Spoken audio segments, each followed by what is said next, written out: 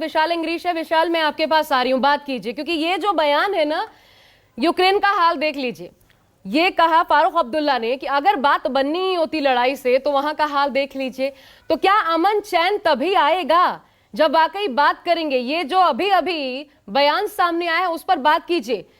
परिवार क्या सोचता है जब ऐसे बयान सामने आते हैं, जब इस पर सियासत होती है? दिल दुखता है या गुस्सा आता है?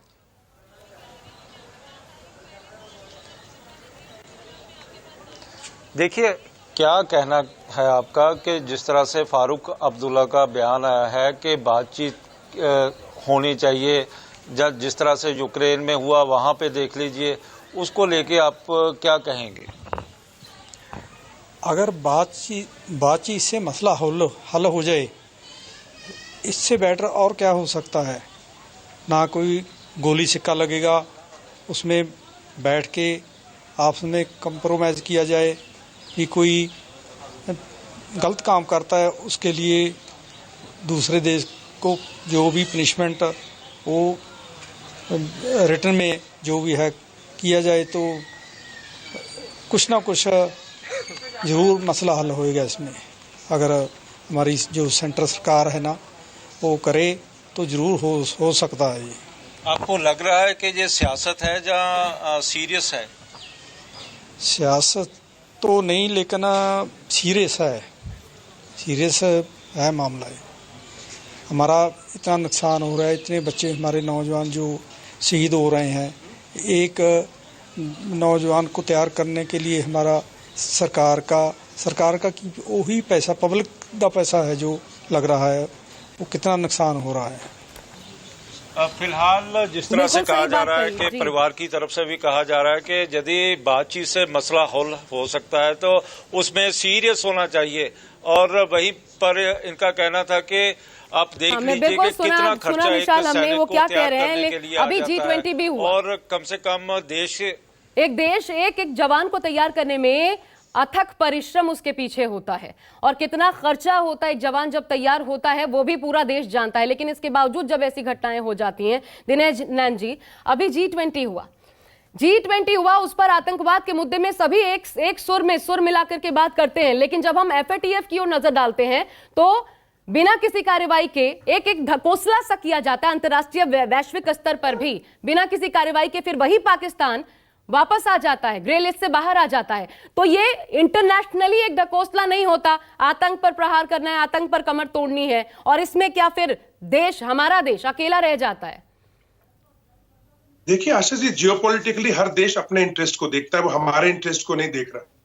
अमेरिका को अगर सासा के अंदर एक एयर बेस चाहिए था पाकिस्तान में, वो उन्होंने हासिल किया और उसके बदले में उनको FATF की लिस्ट से बाहर निकलने का रास्ता दिखा दिया।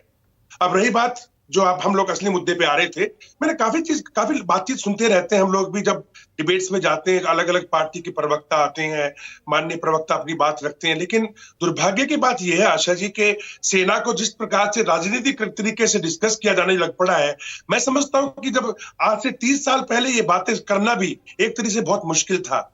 मैं खुद एक शहीद का पुत्र हूं, पिताजी की शहादत 1965 में हुई। माताजी ने पाला पोसा और बड़ा करके बोला नहीं सेना में जाना है, यानी सेना हमारे लिए रोजगार नहीं है, ये हमारे लिए जज्बा है।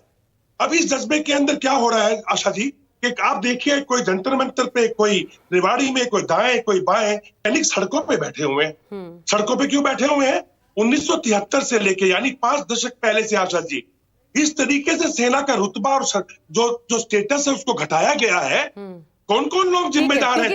कम रहेगा। शिवम, इस पर आप भी कमेंट कीजिए, और डॉक्टर अंशुल इसके बाद आप भी कंक्लूडिंग रिमार्क्स में आप ही लेना चाहूंगी, लेकिन पहले शिवम जल्दी से।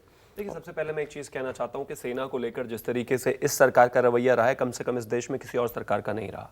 चाहे मामला कश्मीर का रहा हो, चाहे वहां पर उनको खुली छूट देने का रहा हो, चाहे अगर कोई आपको हमला करे तो आपको हाथ बांध कर नहीं रखना है, चाहे हथियारों का विषय रहा हो, चाहे तमाम जो आज की सुविधाएं ऐसी तमाम मांगे भी रही हैं जिसको लेकर के सैनिक सड़क के अलावा एक बहुत लंबित मांग जो थी 1 रैंक 1 पेंशन की, उसको भी इसी सरकार ने क्रियान्वित किया, वरना किसी में इतनी हिम्मत नहीं हुई कि वो सालों साल रह गए लेकिन उस पर बात भी कर पाए। खैर, फिर भी मैं बड़े सम्मान के साथ कहना चाहता हूं कि आज एक ऐसा दिन है जहां हमने अपने बच्चे खोए हैं और भी अगर कुछ सरकार को बेहतर करने की आवश्यकता होगी, हम पीछे नहीं हटेंगे। हम वो सरकार नहीं है जहां कोई भी डिसीजन को ऑन करने में सियासत नहीं करेंगे। कम से कम बात सियासत दरअसल नहीं, ये है हमें कि करनी सियासत नहीं करेंगे। हमें डॉक्टर सेना पर अंशुल, सियासत नहीं करनी, नहीं हमें इस पर बिल्कुल सियासत नहीं करनी, और हम चाहेंगे कि कोई और करे भी ना। और इस घड़ी में तो कम से कम, बाकी समय तो आप विदेशों के साथ ही खड़े रहते हो, कम से कम इस समय तो देश और देश के जवानों के साथ और सरकार के साथ खड़ा होना ही चाहिए। डॉक्टर अंशुल जल्दी से। नहीं, इसका क्या मतलब होता है कि सियासत नहीं करेंगे? अगर प्रधानमंत्री कौन नेतृत्व दिखाता है, कूटनीति कौन करता है, सर्जिकल स्ट्राइक्स का फैसला कौन लेता है, अगर आपने कहा कि करा तो वो तो नेतृत्व ही करता है ना। अगर यहां पर नेतृत्व ही विफल है और स्थिति को सुधारे नहीं राजनीतिक है, फैसला कैसे हो सकता है? एक मिनट, एक आप, ये राजनीति थोड़ी ना, सर्जिकल स्ट्राइक है, स्ट्राइक आपके लिए राजनीति है जब आप उसके सबूत जरा आप मांगते हैं। बोलने दीजिए, हमें तो नहीं उस या पे आप राजनीति बोल करनी। लीजिए सारा, आप तो वो तो हमारे सेना के रणबांकुर थे, उन्होंने कर दिया जाकर जो उनको करना ठीक था। है डॉक्टर अंशुल, जल्दी उनको चाइना आपकी जमीन पे बैठा हुआ है, आप कुछ नहीं कर पाए, आप अपनी बहादुरी का इजहार करते हैं डॉक्यूमेंट्री फिल्में, जैसे आप पुलवामा के वक्त कर रहे थे, लेकिन वहां पर उनको कहा गया था कि नहीं नहीं चुप रहो, ये मत बताओ। सारी आपकी विफलताएं हैं और आपकी विफलताओं को स्वीकार करना पड़ेगा, क्योंकि ये आपके नेतृत्व में हो रहा है। अगर ऐसा हो रहा है, पहले आपने बोला था ना कि दूसरी सरकार के नेतृत्व में हो रहा है, तो उनको स्वीकार करना पड़ेगा, जिम्मेदारी उनकी है, तो आप अपनी जिम्मेदारी संजोई पूरी सर, इस स्वीकार नेतृत्व करेंगे। को कितना अक्षम या कितना सक्षम देखते हैं आप?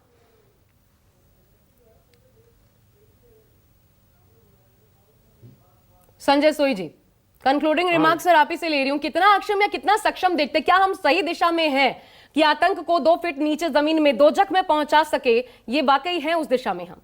बिल्कुल बिल्कुल, आज हम बिल्कुल सही दिशा में जा रहे हैं। कमर तोड़ दी है उनकी आतंकी, चाहे वो फाइनेंशियल टेल हो या उनके खिलाफ ऑपरेशन हो। हमारा प्रोएक्टिव स्टैंड है, चाहे उड़ी के बाद सर्जिकल स्ट्राइक हो, पुलवामा के बाद बालाकोट हो, अब जो स्ट्राइक होगी वो पाकिस्तान को समझ नहीं आएगा, क्योंकि हर बार जो हम करते हैं कुछ अलग करते हैं। ये बात आप खुद देखते रहिएगा कि इसका बदला जरूर लिया जाएगा, क्योंकि जो उनके आका है चोट उनको पहुंचनी चाहिए। ये और आप खुद देख रहे हैं किस प्रकार से कम हुई है। आवाम जानती है, कश्मीर की आवाम नहीं चाहती कि मिलिटेंसी हो। उन्होंने देख लिया कितना शांति के साथ रहने से कितना फायदा, कितना उनको बेहतर जिंदगी जी पा रहे। मैं खुद बड़ा दुख लगता था जब हम कॉर्डन करते थे या उनको रोकते थे, हम खुशी से नहीं करते थे। आज वो कम होते जा रहे थे, ऑपरेशन कम होते जा रहे हैं। वक्त जरूर लगेगा और हम देखेंगे, यहां पर भी मुझे जरूर कहना चाहिए, क्योंकि बदलेगा, समय बदला है और बदलेगा और आतंक का खात्मा होगा, इसी उम्मीद के साथ बहुत बहुत शुक्रिया आप सभी का हमसे बातचीत करने के लिए, इस खास चर्चा में हिस्सा बनने के लिए। एक छोटा सा ब्रेक ले रहे हैं, खबरों का सिलसिला जारी रहेगा ब्रेक के बाद भी। देखते रहिए News 24। राष्ट्र की बात